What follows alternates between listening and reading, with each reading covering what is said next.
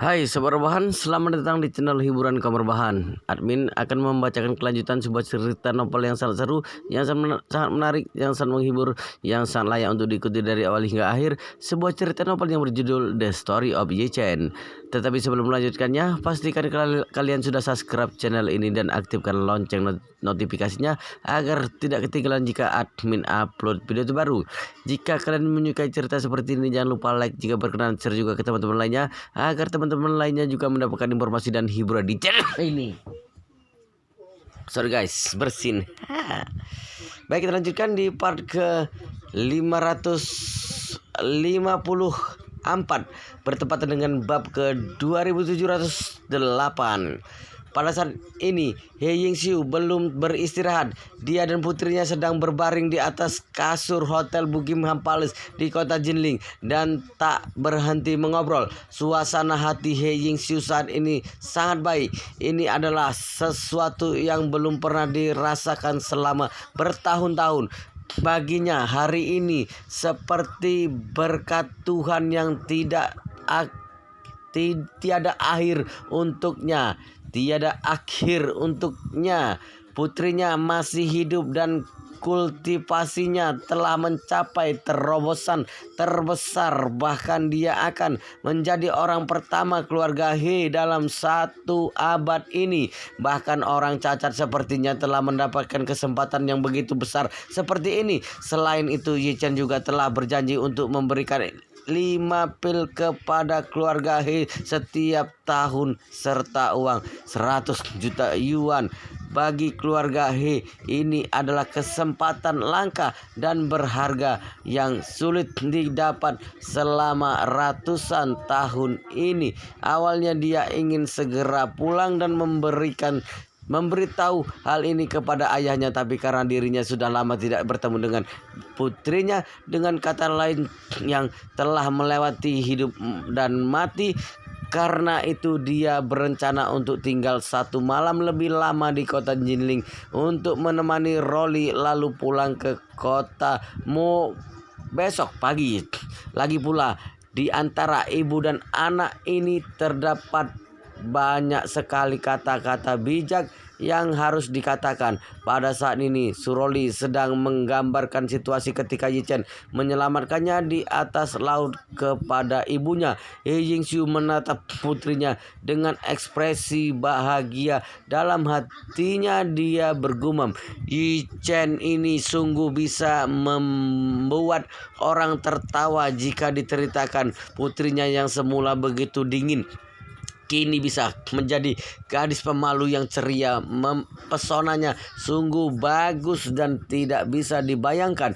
Tapi seperti ini juga bagus untuk Rolly. Dulu dia sangat dingin. Dia juga telah dilatih menjadi pembunuh berdarah dingin oleh keluarga Su. Benar-benar menjadi senjata untuk membunuh orang.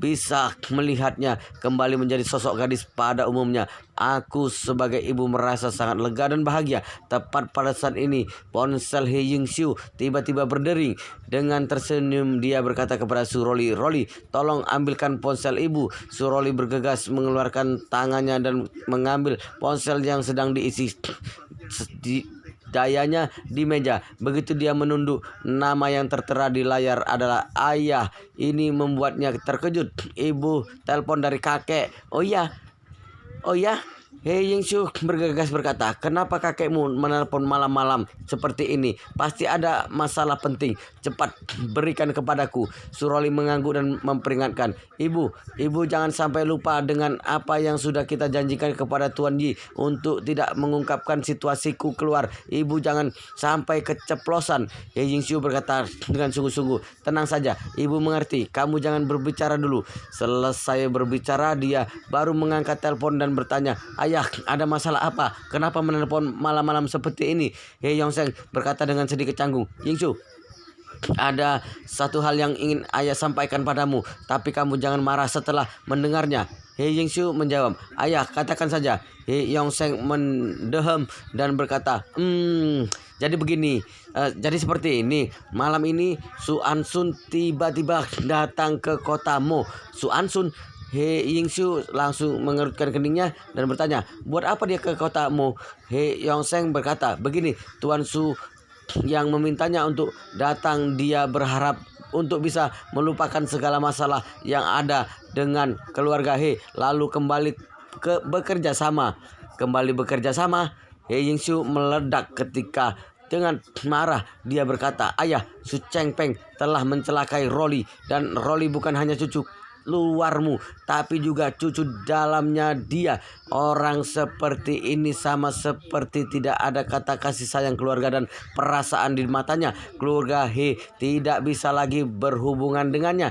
He Hongseng menghelakan napas dan berkata dengan tak berdaya, "Yingxiu, ayah mengerti perasaanmu. Ayah juga sama bencinya denganmu pada Su Chengpeng. Bahkan ayah ingin segera membunuhnya. Tapi apa gunanya ini semua? Kita tidak bisa bertarung dengan keluarga Su, dan masalah ini kamu sudah pasti tahu. Karena masalah ini, ketika Rolly dalam masalah, kita memilih untuk keluar dari keluarga Su, tapi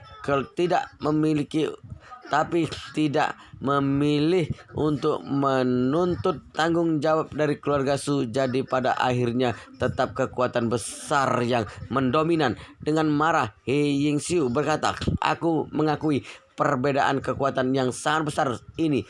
Aku juga belum pernah berpikir untuk menjadikan keluarga Su sebagai musuh dan membuat keluarga He untuk balas dendam demi Rolly. Karena itu aku juga sudah menerimanya ketika mengatakan untuk lepas dari keluarga Su dan menahan masalah Rolly." Sampai di sini He Yingxiu kembali berkata, "Hal yang tidak bisa aku terima adalah ayah malah memutuskan untuk kembali bekerja sama dengan keluarga Su sekarang. Bukankah ini seperti kembali masuk ke dalam kandang harimau dan bernegosiasi untuk meminta kulitnya?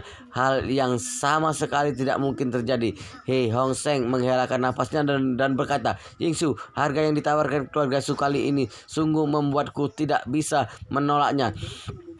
Aku tidak bisa mempertimbangkannya untukmu, untuk Rolly, tapi aku juga harus mempertimbangkan hal ini untuk seluruh keluarga He. Keluarga He sekarang berada di dalam kesulitan. Jumlah keluarga kita ratusan orang, setengahnya orang tua dan wanita lemah serta anak-anak, setengahnya menggeluti seni bela diri. Di dalam seratusan orang ini sama sekali tidak ada satupun yang bisa menghasilkan uang. Hanya ada orang-orang yang menunggu untuk diberikan makan. Belakangan ini keluarga He telah menghemat dengan gila. Biaya hidup untuk orang tua dan anak-anak telah dikurangi secara besar-besaran. Jatah obat-obatan untuk berlatih juga telah dipotong setengah. Jika terus seperti ini, perbedaan antara kekuatan keluarga He dengan keluarga besar lainnya akan semakin terpisah jauh. Pada saat itu kita sama sekali tidak bisa menjadi salah satu dari 4 keluarga besar.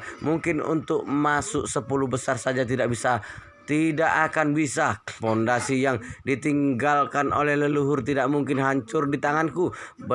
Berkata sampai di sini, He Hongseng berkata dengan sedikit bersemangat, "Tapi sekarang keluarga Su bersedia memberikan uang sebesar 2 miliar per tahun dan melanjutkan kerjasama dengan keluarga He. Dengan adanya 2 miliar ini, kondisi dan situasi keluarga He akan berangsur-angsur membaik, bahkan bisa jadi membuat keluarga He berada di tingkat yang belum pernah ada sebelumnya. Pada saat itu, kebutuhan orang-orang tua yang ada di keluarga kita bisa terpenuhi. Kebutuhan anak hingga tumbuh dewasa juga terpenuhi. Kebutuhan pendidikan terpenuhi, dan yang paling penting adalah generasi muda yang sedang berlatih juga terpenuhi. Itu bisa membantu meningkatkan kekuatan. Mungkin setelah 5 tahun mendatang, keluarga kita akan menjadi keluarga seni bela diri nomor 1 di seluruh penjuru negeri. Revitalisasi keluarga He sudah dekat." Mendengar ini, He Yingxiu tidak bisa menahan dirinya untuk menghelakan napas dan berkata, "Ayah, kedudukan 8 besar keluarga seni bela diri, 4 besar keluarga seni bela diri, ini semua hanyalah nama-nama palsu, sama sekali tidak memiliki arti dan makna. Apa Hei Hong Seng berkata dengan nada sedikit marah. Yingxiu, berapa banyak jerih payah yang telah dilakukan oleh leluhur keluarga He sehingga bisa mendorong keluarga He masuk ke dalam status 4 besar keluarga seni bela diri di negara ini, dan kamu malah berkata bahwa ini semua tidak ada artinya. Apa perkataanmu pantas diucapkan untuk leluhur? He Yingxiu berkata dengan serius. Ayah, sebelum hari ini aku sama sepertimu, aku merasa sebuah arti yang sangat mendalam. Jika keluarga He bisa menjadi 4 besar keluarga seni bela diri di seluruh penjuru negeri ini, begitu berharga. Tapi hari ini aku sungguh sadar kita hanyalah seekor katak yang terjebak di dalam sumur di mana pemikiran kita begitu sempit. Sampai di sini He Yingxiu terdiam sejenak dan berkata, Ayah, apakah ayah bisa percaya jika ada seorang yang mempunyai titik nadi Ren yang berhasil mencapai seni bela diri tertinggi? He Hong Seng berkata, bukankah itu hanya fantasi? Leluhur keluarga He tidak kekurangan master, tapi titik nadi Ren. Siapa yang bisa mencapai seni bela diri tertinggi? Jalur nadi tertinggi itu hanyalah imajinasi, sama seperti orang yang bisa hidup selamanya tanpa menua, tapi itu hanyalah imajinasi saja. He Yingxiu menghela napas dan berkata, jadi itulah maksud dari alasan kenapa aku mengatakan kita adalah katak yang terjebak di dalam sumur. Kita terus merasa bahwa seni bela diri sangatlah kuat, merasa menjadi 4 keluarga besar seni bela diri adalah hal yang sangat luar biasa. Tapi di hadapan seorang master yang sesungguhnya, sekalipun termasuk seluruh keluarga He, itu tidak mungkin bisa mengalahkan lawan sendirian, dan tidak mungkin bisa menghentikan lawan dengan satu jurus saja. He Hong Seng tidak mengerti kenapa He Yingxiu berkata demikian. Dia bertanya dengan bingung, Yingxiu, kamu kenapa? Kenapa kamu mulai berbicara omong kosong? Kamu berkata bahwa seluruh keluarga He tidak mungkin bisa mengalahkan satu orang. Aku ingin bertanya padamu, orang seperti apa yang begitu luar biasa? Apa Tuan Muda Yi? Dengan serius He Yingxiu berkata, Ayah, aku sungguh tidak melantur memikirkan kita dulu terhadap dunia terlalu sempit. Kita beranggapan bahwa seni bela diri adalah kekuatan yang paling kuat, tapi itu semua salah besar. Sebenarnya kita mengejar seni bela diri dan beranggapan bahwa kita berada di atas di mata orang-orang. Mungkin kita tak sebaik seekor semut mengenai Tuan Muda Yi. Aku tidak bisa berbicara banyak tentangnya denganmu melalui telepon, tapi aku bisa berkata satu hal yang pasti padamu. Tuan Muda Yi adalah orang yang tidak berambisi besar. Keluarga He pasti mempunyai jalan keluar yang terbaik jika bekerja sama dengannya. He Hong Seng bertanya, persyaratan kerjasama apa yang diberikan Tuan Muda Yi kepada kita? Apakah dia bisa memberikan seperti keluarga Su 1 tahun 2 miliar? He Yingxiu berkata, Tuan Muda Yi memberikan kita 1 tahun 100 juta dan juga sumber daya pelatihan yang tidak bisa dibeli dengan 2 miliar. 100 juta? He Hong Seng mendengus tertawa. Uang sedikit seperti itu anggap saja diberikan kepada pengemis. Selain itu, apa katamu sumber daya pelatihan yang tidak bisa dibeli dengan 2 miliar? Apa itu? Apakah bahan obat yang harganya di atas 2 miliar? Dengan pasti He Yingxiu berkata, benar, dari perhitunganku bahan obat ini setidaknya berharga sekitar beberapa miliar, bahkan tidak bisa dibeli. He Hong Seng bergegas bertanya, bahan obat seperti apa? Coba jelaskan padaku. He Yingxiu berkata, 5 pil obat dengan khasiat yang luar biasa. Apa? He Hong Seng tercengang. 5 pil obat? Apa kamu yakin 5 pil bukan 5 kereta? Dengan serius He Yingxiu berkata, memang 5 pil, tapi khasiatnya dari 5 kereta ini sungguh luar biasa dan tidak bisa dibayangkan. Mendengar hal ini He Hong Seng tertawa. Aku sungguh tidak habis pikir obat mujarab seperti apa yang sebiji seharga 400 juta. Apa kamu tahu berapa banyak bahan obat seharga yang dapat dibeli dengan uang 2 miliar? 5 kereta mungkin itu terlalu berlebihan, tapi setidaknya bisa membeli 1 kereta penuh. Itu sebanyak ribuan ton. Itu bisa dijadikan serbuk penambah energi dan pembangkit tenaga dalam jumlah yang banyak, cukup untuk kebutuhan satu generasi kita. Bahkan untuk makan saja kita tidak perlu pusing. He Yingxiu mengelengkan kepala dan berkata, memang apa gunanya jika menjadikan serbuk penambah energi dan sup pembangkit tenaga sebagai bahan makanan. Makan selama 10 tahun sama sekali tidak bisa dibandingkan dengan satu butir pil itu. Mendengar hal ini, amarah He Hong Seng memuncak. Yingxiu, aku tahu kamu tidak bisa menerima keluarga He yang kembali bekerja sama dengan keluarga Su. Tapi jangan karena ini kamu malah terbawa perasaan dan bahkan menyangkal leluhur keluarga He. Serbuk penambah energi dan sup pembangkit tenaga adalah salah satu kekuatan paling penting bagi keluarga He. Jika tidak ada dua hal ini, bagaimana aku bisa menembus jalur nadi tingkat ketiga? Bagaimana bisa mempertahankan kedudukan keluarga He? He Yingxiu bergegas berkata, ayah, aku sungguh tidak sembarangan berbicara. Tunggu setelah ayah melihat pil itu sendiri, ayah akan mengerti. He Hong Seng sama sekali tidak percaya dengan omong kosong He Yingxiu. Dia menghilangkan nafas dan berkata, Yingxiu, aku sudah memikirkannya. Kelak setelah 2 miliar uang keluarga Su diterima, aku akan mengeluarkan 200 juta untukmu. Itu untuk membantumu mencari Rolly. Dengan begitu peluangmu untuk menemukan Rolly akan semakin besar. Bagaimana menurutmu? Dengan tak berdaya, He Yingxiu bertanya, ayah, apa ayah sudah menyetujui Su Ansun? Benar. He Hong Seng berkata, aku sudah menyetujui Su Ansun. Nanti aku akan mengumumkan keputusan ini kepada keluarga He. Aku akan berangkat ke Suhang besok pagi jam 10. He Yingxiu tahu bahwa hal yang tidak bisa dibicarakan dengan ayahnya melalui telepon. Selain itu, banyak hal juga tidak mungkin dipercaya olehnya.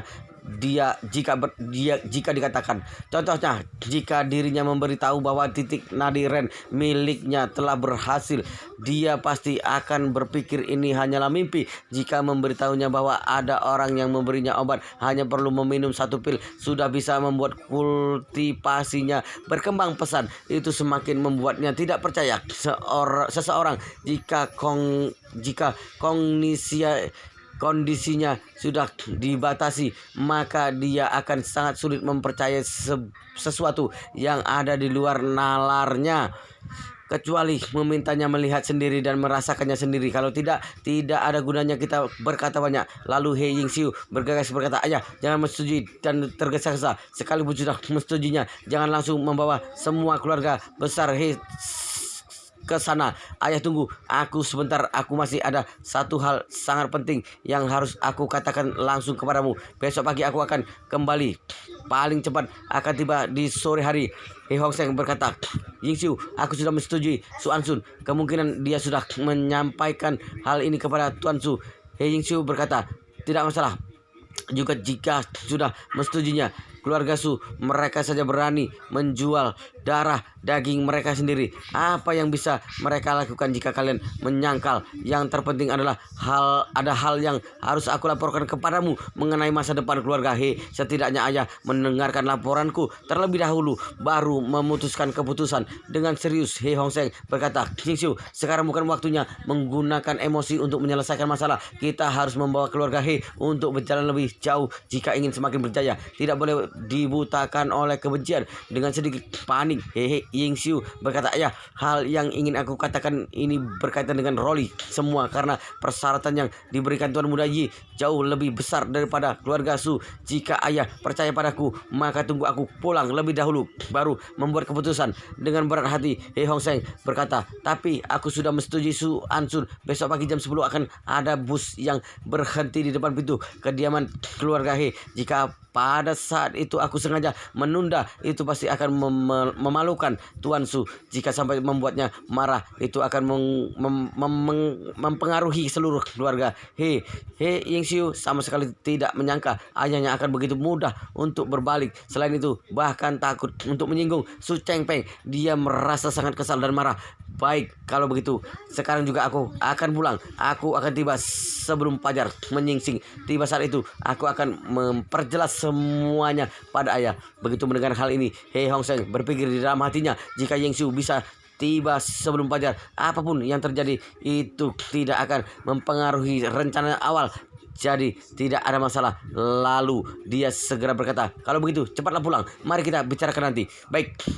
Sambil menggertakkan gigi, He Yingxiu berkata, "Kalau begitu aku berangkat sekarang." Lalu dia langsung menutup panggilannya dan berkata kepada Suroli yang ada di sampingnya, "Roli, ibu harus pergi." Suroli bergegas bertanya, "Ibu, apa benar kakek akan bekerja sama dengan kakek Su, keluarga Su?" "Benar." Dengan tak berdaya, He Yingxiu berkata, "Su Ansun, pergi ke kotamu."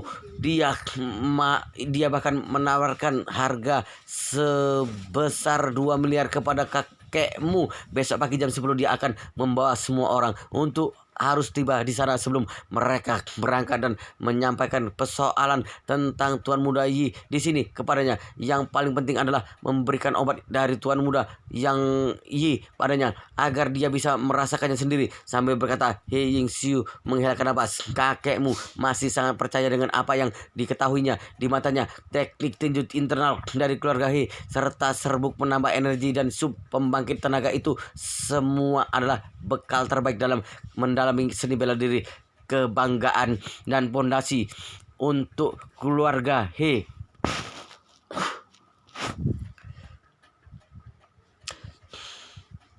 Keluarga He bertahan hidup, tapi dia sama sekali tidak tahu bahwa semua itu sama sekali tidak ada apa-apanya dibandingkan dengan pil Tuan Muda Yi.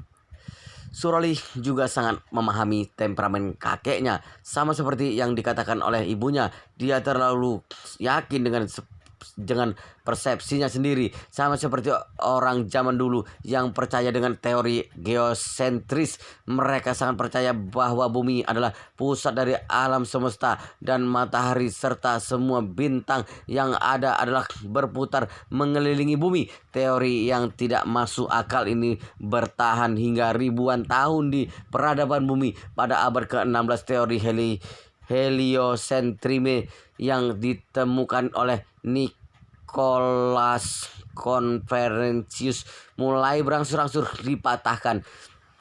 Teori ini mengakar begitu dalam dan berdampak pada visi dan pandangan seseorang. Karena itu sekalipun He Yingxiu menjelaskan secara detail tentang pil yang diberikan oleh Yi Chen di telepon, He Hongseng juga tidak akan percaya. Dan jalan yang terbaik adalah He Yingxiu harus kembali ke kota Mo dan memberikan pil tersebut kepada He Hongseng. Hanya dengan begitu baru bisa mengubah pola pikirnya. Lalu Suroli bergegas bertanya, "Ibu, sudah begitu larut, bagaimana ibu hendak pulang?" Dengan tidak berdaya, He Yingxiu menjawab, "Tidak ada pilihan lain. Sekarang juga tidak ada penerbangan lagi. Paling cepat juga harus menunggu hingga besok pagi dan itu akan terlambat. Jadi hanya bisa merepotkan Tuan Muda Yi untuk mengaturkan pesawat." Baik, Suroli langsung mengambil ponselnya dan berkata, "Aku akan segera menelpon Tuan Muda Yi." He Yingxiu menghentikannya dan berkata, Jangan menunggu Tuan Muda. Jangan menunggu Tuan Muda Yi dengan masalah ini. Jangan mengganggu Tuan Muda Yi dengan masalah ini. Kamu menelponnya malam-malam seperti ini. Ini akan membuatnya sulit untuk menjelaskan kepada istrinya. Jadi lebih baik tidak usah merepotkannya. Lalu He Yingxiu membelai berkata, "Menurutku Tuan Muda Yi sangat percaya dengan pria yang bernama Chen Jekai. Banyak hal yang diatur olehnya. Aku percaya Chen Jekai mempunyai kuasa yang mengaturnya sebuah pesawat. Jadi cari dia saja." Suroli mengangguk dan berkata, "Ibu, tunggu sebentar. Aku akan berbicara dengan pekerja terlebih dahulu." Kemudian Suroli beranjak dan berjalan ke pintu dengan terburu-buru. Lalu berkata kepada pekerja yang ada di luar, "Tolong hubungi Direktur Chen. Aku ada urusan mendesak." Beberapa menit kemudian, Chen Jekai berlari kecil ke tempatnya. Setelah bertemu dengan Suroli, dia bergegas bertanya, Ada masalah apa, Nona Su?" Suroli menjelaskan sebagian besar masalah kepadanya. Mendengar He Yingxiu harus bergegas kembali ke kota Mo, dia pun berkata dengan tanpa ragu, "Tidak masalah. Minta Nona He untuk bersiap. Helikopter yang ada di atas gedung siap lepas landas. Dalam kurang waktu 10 menit, helikopter itu akan terbang langsung ke bandara Jinling. Lalu transfer ke jet pribadi ke Dongbei. Aku juga akan mengaturkan helikopter di Dongbei untuk memastikan Nona He dapat tiba di kota Mo secepat mungkin. Suroli menghelakan nafas dan berkata dengan penuh terima kasih. Terima kasih banyak Direktur Chen. Sudah seharusnya pada saat ini He Yingxiu juga telah mengganti pakaiannya lalu berkata dengan enggan, Rolly, sungguh maaf. Awalnya ibu ingin menemanimu mengobrol sepanjang malam ini, tapi aku harus pergi. Suroli berkata seraya tersenyum. Ibu tidak apa-apa. Aku sudah sangat puas bisa bertemu dengan ibu. Terlebih lagi, aku percaya setelah kakak melihat pil Tuan Muda Yi, setelah kakek melihat pil Tuan Muda Yi, dia pasti akan memilih untuk bekerja sama dengan Tuan Muda Yi. Tiba saat itu, ibu juga pasti akan kembali lagi ke kota Jinling. Dengan begitu kita akan bertemu setiap hari. Benar, He Yingxiu membelai wajahnya Suroli lalu berkata dengan penuh kasih sayang, tunggu ibu di sini. Ibu akan segera kembali. Baik. Ketika He Yingxiu bergegas kembali ke kota Mo, Su Ansun sudah memberitahu Su Chengpeng mengenai kabar keluarga He yang telah bersedia untuk kembali bekerja sama. Su Chengpeng diam-diam menghelakan napas lega setelah mendengar keluarga He akan berangkat ke Suhang besok pagi. Meskipun kekuatan keluarga He belum tentu bisa mengalahkan master misterius itu, tetapi setidaknya bisa membuatnya lebih aman. Dirinya juga semakin memiliki banyak energi untuk berpikir bagaimana agar bisa menengahi Su Jiyu. Lagi pula orang itu sudah 2 kali menyelamatkan Su Jiyu. Jika kemampuannya Su Jiyu bisa melindungi dirinya, maka keamanan dirinya akan lebih terjamin.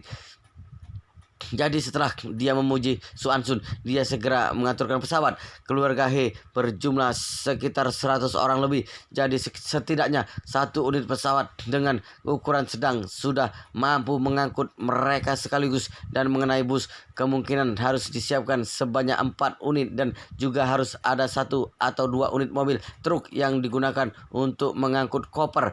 Su Chengpeng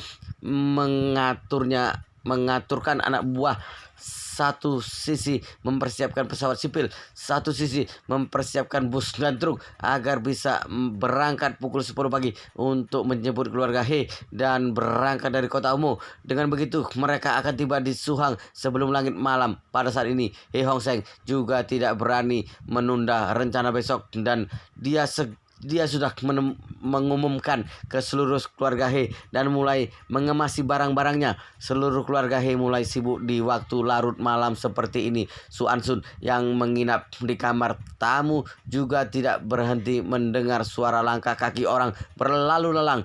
Dia juga mendengar kamar sebelah yang sedang mengemasi barang-barang. Hatinya terasa sangat puas. Dia tahu rencana Tuan Su kali ini sedikit berantakan, tapi untungnya dia berhasil mengendalikan keluarga He dengan tawaran harga 2 miliar. Ini seharusnya akan menjadi sebuah kontribusi darinya. Kelak Tuan Besar pasti akan memujinya.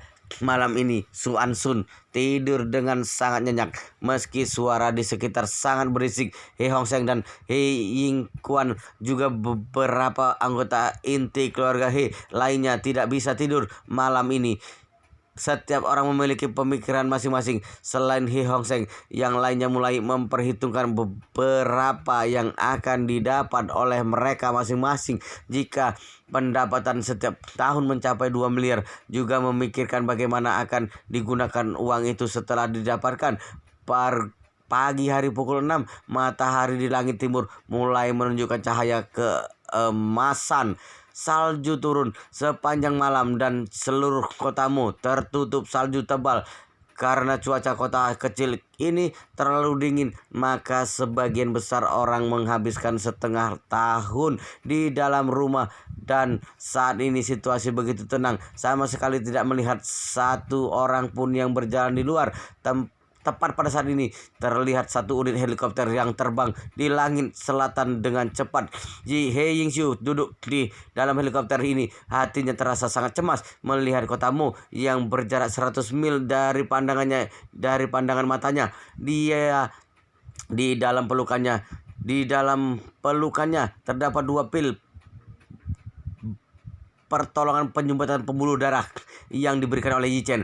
Dia percaya jika ayahnya kembali bekerja sama dengan keluarga Su, tidak peduli sebaik apapun itu, dan selama ayahnya melakukan satu kesalahan, maka itu akan segera membuatnya berubah pikiran. Di saat jarak keluarga He masih berada belasan kilometer, dia berkata kepada pilot, "Kakak, mohon kamu mencari tempat sekitar 1 atau 2 kilometer dari rumah untuk mendarat. Aku takut ada yang melihatnya.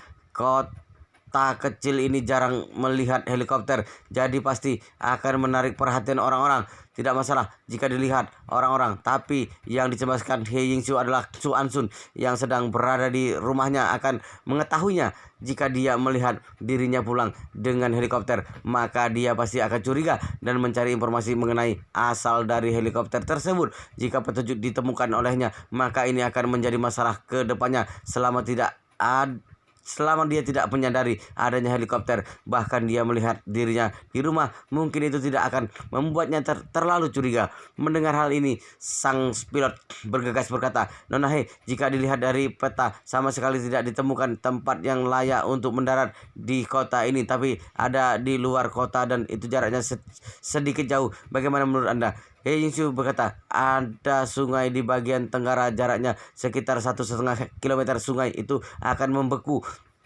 di saat musim hujan.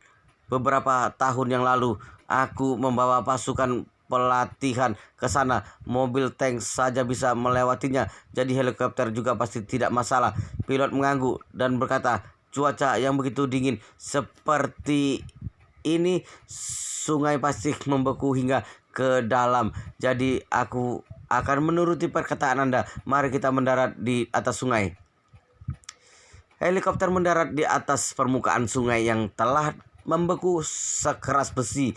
He Yingxiu segera mendorong pintu dan melompat turun tanpa menunggu helikopter berhenti dengan sempurna. Setelah berpamitan dengan pilot, dia langsung bergegas ke rumah keluarga He yang berjarak sekitar 1,5 kilometer jauhnya.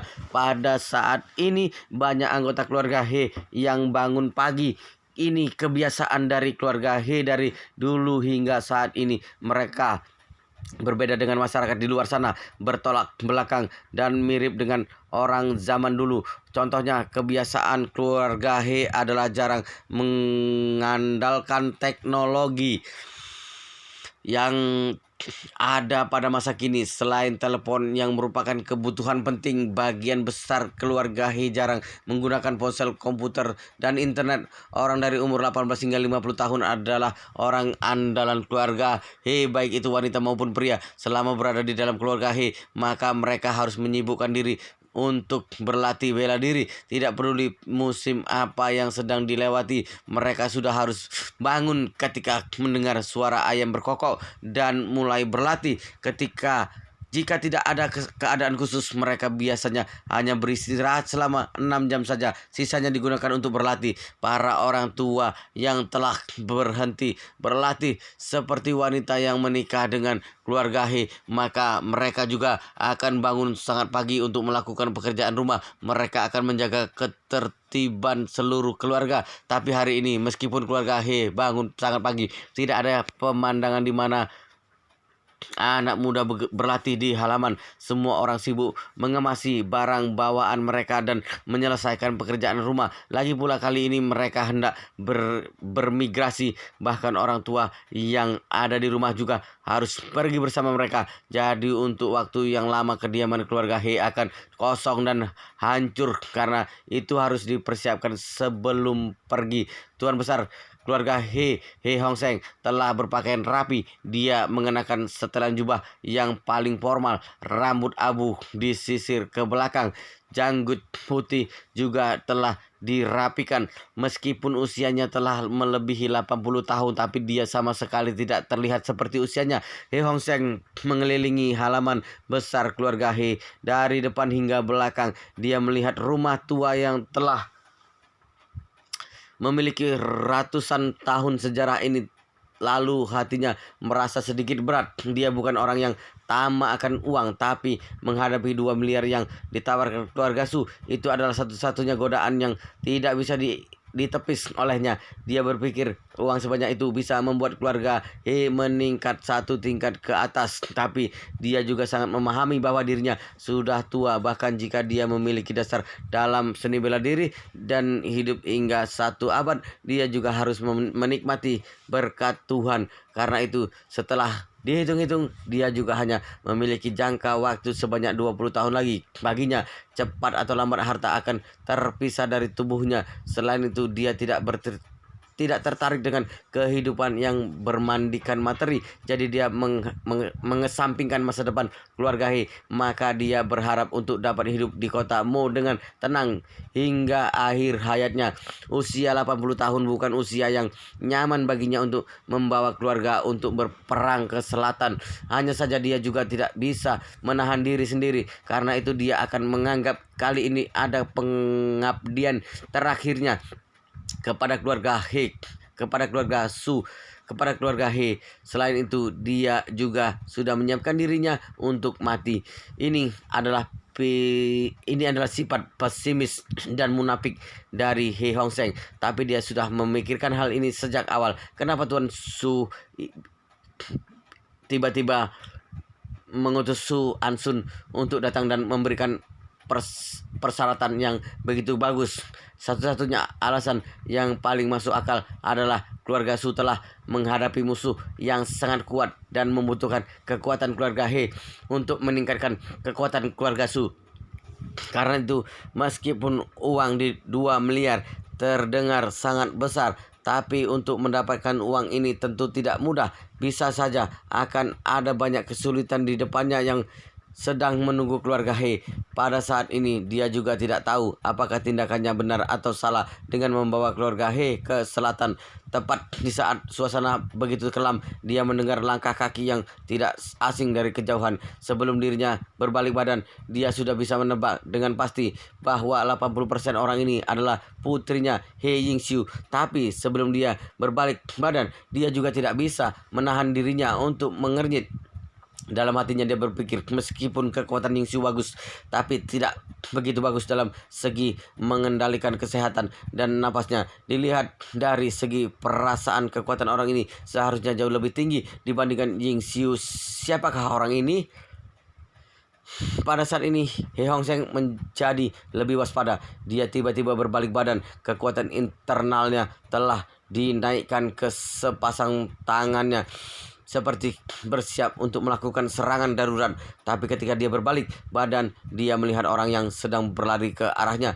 Tidak lain adalah putrinya He Yingxiu. Pada saat ini He Yingxiu tampak tidak ada perbedaan sama sekali dengan sebelumnya. Tapi setiap diperhatikan dengan seksama oleh He Hong Seng, dia merasa He Yingxiu tampaknya berbeda dengan hari sebelumnya. Perasaan kontradiktif ini seperti melihat sebuah genangan air yang terlihat besar kecilnya tidak ada bedanya. Tapi hari ini genangan air itu malah terlihat jauh lebih dalam dari sebelumnya. Tanpa sadar dia bertanya, "Yingxiu, kenapa kamu?" He Yingxiu memotong pembicaraannya dan berkata, "Ayah, bisakah aku berbicara denganmu sebentar?" Begitu He Yingxiu berkata, He Hong Seng langsung bisa merasakan kontrol napas putrinya memang jauh lebih halus. Jangan hanya melihat dia melontarkan sepatah kata seperti ini, tapi ketika He Yingxiu berkata, napasnya tidak hanya dikontrolkan, tapi juga bisa melihat dia sudah tidak seperti dulu lagi. Lalu untuk sementara waktu dia menekan rasa terkejutnya di dalam hati dan bergegas berkata, "Ayo ke ruang kerjaku." He Yingxiu mengikuti ayahnya. Keduanya berjalan dengan cepat ke ruang kerja yang terletak di belakang halaman. Dalam perjalanan, kebetulan He Yingxiu bertemu dengan kakak tertuanya He Yingquan. Baru saja He Yingquan ingin menyapa ayahnya, tapi setelah melihat He Yingxiu berada di sampingnya, dia bertanya dengan terkejut, "Yingxiu, bukankah ayah mengatakan bahwa kamu pergi ke semenanjung Jiaodao? Kapan kamu kembali?" He Yingxiu bergegas menjawab, "Aku baru saja tiba, Kak. Ada sedikit masalah yang harus dibicarakan dengan ayah." Kultivasi He Yingquan tidak jauh berbeda dengan He Yingxiu, bahkan bisa dikatakan lebih rendah. Oleh karena itu, dia bisa melihat perubahan yang ada di tubuh He Yingxiu. Dia merasa kembalinya He Yingxiu yang mendadak seperti ini pasti ada hubungannya dengan kerja sama ayahnya dan keluarga Su. Dalam tebakannya, He Yingxiu selaku ibu kandung dari Suroli pasti tidak bersedia untuk melanjutkan kerjasama dengan keluarga Su. Karena itu dia buru-buru pulang dan pasti ingin menghalangi kerjasama kali ini. Lalu He Yingkuan pun bergegas berkata, "Ayah, waktu berangkat sudah sebentar lagi. Kita harus bergegas. Apakah ayah sudah mengemasi semua barang-barang? Jika masih belum, aku akan mengaturkan orang untuk membantu ayah." He Hongseng berkata, "Sudah hampir selesai. Kamu sibuk saja dulu. Ada yang harus aku bicarakan dengan He Yingxiu." Dengan tergesa-gesa, He Yingkuan berkata, "Ayah, jangan terlalu lama. Kita tidak bisa membuat keluarga Su menunggu terlalu lama. Sudah dikatakan bahwa kita akan berangkat jam 10. Menurutku jam 7 atau 8 kita sudah mulai memuat barang." He Hongseng paham maksud perkataan He Yingkuan.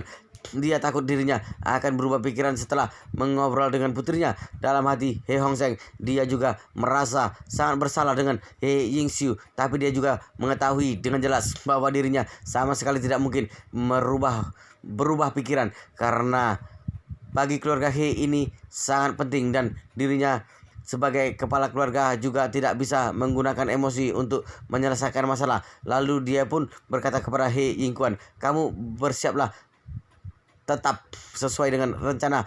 Jam 8 kita mulai memuat barang, jam 10 kita berangkat." Mendengar kata-kata ini, He Yingkuan langsung menghelakan napas lega dan berkata seraya tersenyum, "Baiklah kalau begitu, ayah, aku kesana dulu." Ye Yingxiu yang ada di samping tidak berkata apa-apa, tapi dia juga bisa mengerti maksud dari perbincangan antara ayahnya dan kakaknya. Dia tersenyum tak berdaya. Dalam hatinya dia bergumam, sepertinya ayah benar-benar sudah bertekad untuk bekerja sama dengan keluarga Su. Orang tua sepertinya pasti akan menempati perkataannya. Tapi mungkin setelah 10 menit nanti dia akan menghancurkan kepribadiannya sendiri. Ayah beserta putrinya berjalan melewati koridor yang menghubungkan halaman depan dan belakang, satu di depan dan satu di belakang. Tiba di ruangan kerja He Hongseng. He Hongseng masuk terlebih dulu. He Yingxiu mengikuti dari belakang. He Hongseng berbalik dan menutup pintu, lalu berkata dengan wajah tidak berdaya dan rasa bersalah pada He Yingxiu, "Yingxiu, kamu harus memaafkan ayah. Dalam hal ini, ayah juga tidak berdaya." He Yingxiu mengangguk dan berkata, "Aku tahu ayah mempertimbangkan keluarga He." "Iya." He Hongseng berkata sambil menghela napas. "Aduh, jika bukan demi keluarga He, bagaimana mungkin aku mau mengambil keputusan ini?" Kelihatannya hanya sebuah kalimat yang mudah, tapi kenyataannya sedang mempermalukan diriku sendiri. Lalu dia berkata lagi, "Yingxiu, kamu jangan menyalahkan ayah. Sama seperti kamu, ayah juga ingin menemukan Rolly. Jadi kelak kamu tidak perlu bertemu dengan keluarga Su lagi. Cukup hanya berusaha untuk menemukan Rolly saja." He Yingxiu tersenyum pahit. Hatinya berpikir, sekarang Rolly sudah sangat baik. Untuk apa aku mencarinya? Hanya saja ayah yang agak sepihak dalam melihat masalah. Sekarang keluarga He memiliki sebuah kesempatan bagus yang sangat langka. Hanya saja kesempatan ini bukanlah bersandar kepada keluarga Su, melainkan kepada Tuan Muda Yi. Namun tentu saja tidak boleh mengatakannya secara langsung dan berencana menjalankannya selangkah demi selangkah. Pada saat ini He Hongseng memandangnya dan bertanya dengan serius, "Omong-omong, Yingxiu, dibanding dengan kemarin, kekuatan aura dan keseluruhan dari dirimu sepertinya ada sedikit kemajuan. Ada apa ini?" He Yingxiu tidak menyangka ayah sungguh dapat melihatnya. Jadi dia bertanya kepadanya, "Ayah, menurut ayah berapa banyak kemajuan dalam diriku sekarang ini?" He Hongseng berdecak dan berkata, "Sebenarnya aku tidak melihat kemajuan yang cukup besar. Menurutku kamu sepertinya hanya berhasil membuka 2 titik nadi. Tapi aku masih memiliki sebuah perasaan yang sangat aneh." He Yingxiu tersenyum tipis memandangi ayahnya dan bertanya, "Ayah, perasaan seperti apa yang ayah maksudkan?" He Hongseng berpikir sejenak dan berkata, "Bagaimana mengatakannya? Sebagai contoh, kamu ibarat kolam air. Kamu yang hari ini dibandingkan dengan air kemarin, luas permukaannya tidak berubah. Jadi dilihat sekilas sepertinya tidak ada perubahan, tapi aku tetap merasa sepertinya kolam air ini menjadi semakin dalam. Hanya dalam semalam saja rasanya seperti tidak dapat mengukur kedalamannya. Ini sungguh membuatku sedikit tidak mengerti. Sebenarnya perumpamaan He Hong Seng ini kebetulan menjelaskan perubahan nyata pada He Yingxiu. Kekuatan He Yingxiu sungguh meningkat pesat, namun terutama dilihat dari dua hal. Peningkatan yang pertama, kemampuan dari berbagai bagian tubuhnya meningkat pesat. Tenaga, kecepatan, kesadaran, dan ketangguhannya mengalami banyak peningkatan. Tapi kekuatan seperti ini orang lain tidak bisa melihatnya dengan mata biasa. Meski memiliki penglihatan yang sangat bagus sekalipun, hanya melihat dari penampilannya luarnya, tetap tidak bisa menilai seberapa kuat tinjunya, seberapa cepat larinya, dan seberapa tangguhnya dia dalam berlari jarak jauh. Jadi He Hong Seng sama sekali tidak bisa melihat perubahan He Yingxiu dalam hal ini. Mengenai peningkatan He Yingxiu yang kedua, yaitu tingkat pencapaian Ren Du Ermai yang mengalami banyak peningkatan dari sebelumnya. Awalnya titik nadi Rennya terbuka 50% dan titik nadi Du-nya terbuka 20%. Namun sekarang titik nadi Rennya mencapai tingkat tertinggi dan titik nadi Du-nya sudah mencapai 40%. Hal ini juga sangat menarik. Jika He Yingxiu berhasil membuka titik nadi ketiga atau membawa Suroli yang telah membuka 3 titik nadi ke hadapan He Hong Seng, maka He Hong Seng akan langsung bisa melihat perbedaannya. Bagaimanapun 2 titik nadi yang terbuka sangat berbeda jauh dengan 3 titik nadi yang terbuka. Ini ibarat kolam air yang sama. Kemarin hanya sebesar lapangan basket, hari ini mendadak menjadi 2 kali lebih besar dari lapangan sepak bola. Sebesar itu perbedaannya. He Hong Seng sendiri tidak membuka 3 titik nadi, jadi pasti bisa langsung melihat perbedaannya. Namun yang menarik adalah He Yingxiu tidak mampu membuka titik nadi ketiga seperti Suroli, tapi melakukan banyak peningkatan pada 2 titik nadi yang telah terbuka. Dalam hal ini menurut He Hong Seng, kolam air itu tetap sebesar lapangan basket, tidak pernah berubah. Hanya mengandalkan penglihatan mata telanjang, dia juga tidak bisa melihat tingkat pencapaian Rendu Ermai milik He Yingxiu. Hanya samar-samar dapat merasakan seluruh kemampuan He Yingxiu mengalami peningkatan besar, sehingga dia bisa merasakan kolam air yang sama tiba-tiba bertambah semakin dalam. He Yingxiu melihat ayahnya yang kebingungan berinisiatif mengulurkan satu-satunya tangan kirinya yang tersisa ke hadapan He Hong Seng. Dengan telapak tangan menghadap ke atas dan berkata, "Ayah, aku tahu ayah memiliki banyak pertanyaan dan aku tidak bisa membuktikannya dengan perkataanku. Ayah boleh merasakannya denyut nadinya. Dengan begitu akan mengetahuinya." He Hong Seng memang bermaksud begitu, maka dia segera meletakkan jarinya di atas titik nadi He Yingxiu, lalu memeriksa dengan tenaga dalamnya. Begitu melihatnya, He Hong Seng tercengang. Dia gemetar bagaikan tersambar petir dan berkata, "Yingxiu, ternyata titik nadi Renmu sudah mencapai tingkat tertinggi. Bagaimana mungkin? Sekian lama aku belajar bela diri, tidak pernah mendengar ada yang bisa mencapai tingkat tertinggi titik nadi Ren selama ratusan tahun ini. Begitu banyak leluhur keluarga He, juga tidak pernah ada seorang pun yang titik nadi Rennya mampu menembus 90%. Yang terkuat dalam sejarah juga hanya mencapai 80% saja. Sebenarnya bagaimana kamu mencapainya?" He Yingxiu menjawab dengan serius, "Ayah, inilah yang pernah kukatakan kepada ayah di telepon. Kali ini aku menyadari sebenarnya kita ini hanyalah katak dalam sumur yang disebut dengan 4 keluarga besar seni bela diri. Sebenarnya hanyalah sekelompok anak kecil yang merasa dirinya hebat. Orang hebat yang sebenarnya mampu berubah semudah membalikkan telapak tangan masih jauh dari jangkauan kita." He Hong Seng bertanya dengan tidak sabar, "Yingxiu, beritahu ayah, kali ini kamu ke Jinling sebenarnya mengalami kejadian apa? Siapa sebenarnya Tuan Muda Ji?" Tuan Muda Yi itu? Apa dia yang membantumu mencapai tingkat tertinggi titik nadi ren? Apa dia yang membantumu mencapai tingkat tertinggi titik nadi renmu? He Yingshu mengangguk dan berkata, ayah, kekuatan Tuan Muda Yi sungguh tidak terduga. Apalagi yang paling beruntung itu, orang sehebat Tuan Muda Yi ini ternyata berinisiatif untuk bekerja sama dengan keluarga He kita. Bagi keluarga He ini barulah kesempatan langka yang sebenarnya. He Hongseng sudah tidak sabar lagi dan bertanya, kamu belum mengatakan bagaimana sebenarnya Tuan Muda Yi membuatmu meningkat dengan begitu pesat?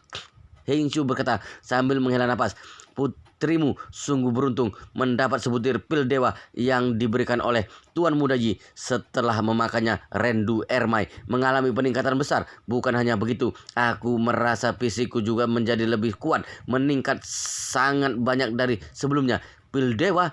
He Hongseng tercengang mendengarnya, lalu berkata dengan ekspresi tidak percaya, selama ratusan tahun leluhur keluarga He kita menggunakan segala cara mencari obat terbaik ke seluruh pelosok dunia.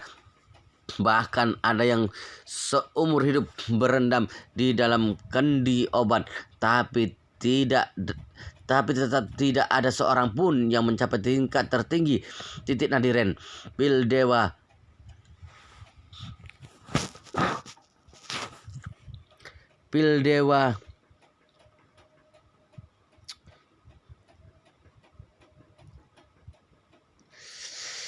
dewa yang memiliki khasiat yang begitu ajaib.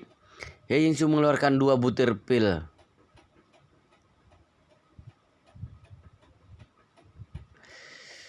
He Yingshu mengeluarkan 2 butir pil obat yang kelihatannya biasa saja, menyerahkannya kepada He Hongseng dan berkata, ayah, kedua pil ini adalah pil dewa yang kusebutkan. Tuan Muda Yi yang memintaku membawakannya untuk Anda.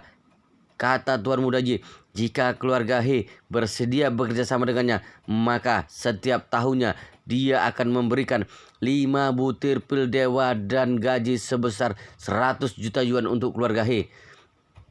He Hongseng menyambut pil itu dengan kedua tangannya. Hatinya sungguh panik, lalu membuka mulut dan berkata, pil dewa ini sungguh begitu ajaib? He Yingshu menunjuk dirinya sendiri dan berkata dengan serius, ayah, lihatlah aku, bukankah sudah mencapai tingkat tertinggi titik nadi ren? Jika ayah tidak percaya, ayah boleh memakan satu untuk mencoba khasiatnya.